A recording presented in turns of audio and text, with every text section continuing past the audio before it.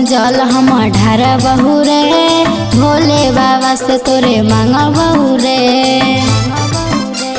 सुन रे अरे भर सावन जल हम ढार बहू रे, भोले बाबा से तोरे मांग बहू रे। गे जानू सोचल सपना सावन में पूरा कर देबो। गे जानू सोचल सपना सावन में पूरा कर देबो।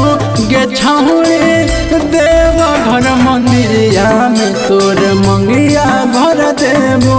गे जानू देव घर मंदिरिया में तोर मंगिया भर देबो।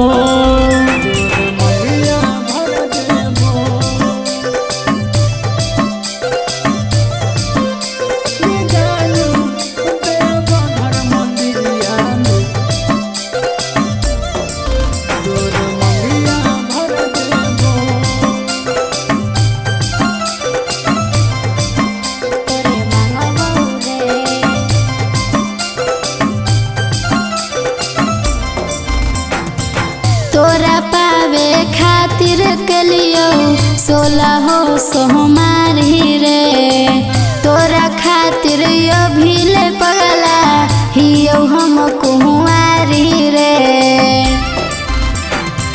हम भोले बाबा से तोरे मांगू हलियो हाथ गे।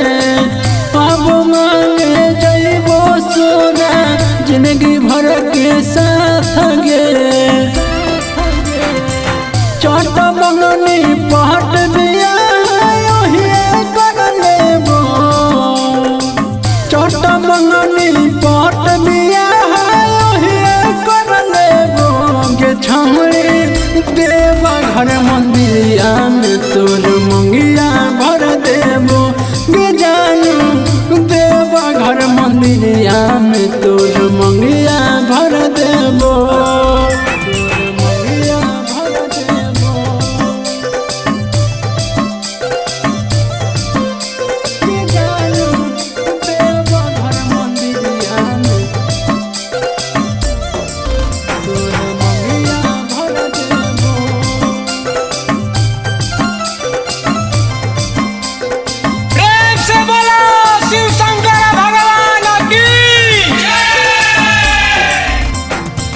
हम ही राजी दुश्मन बनत जमाना रे, कैसे के सहबऊ जाना गाँव घर के ताना रे।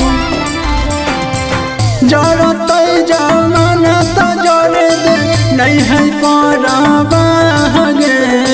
भोले बाबा के सामने होते हमनी के बियाह गे। पंकज किशन के साथे तोरो ले जइतो। चंदन राजा पप्पू के साथे तोरो ले जइतो। गे छौड़ी देव घर मंदिरिया में तोर मंगी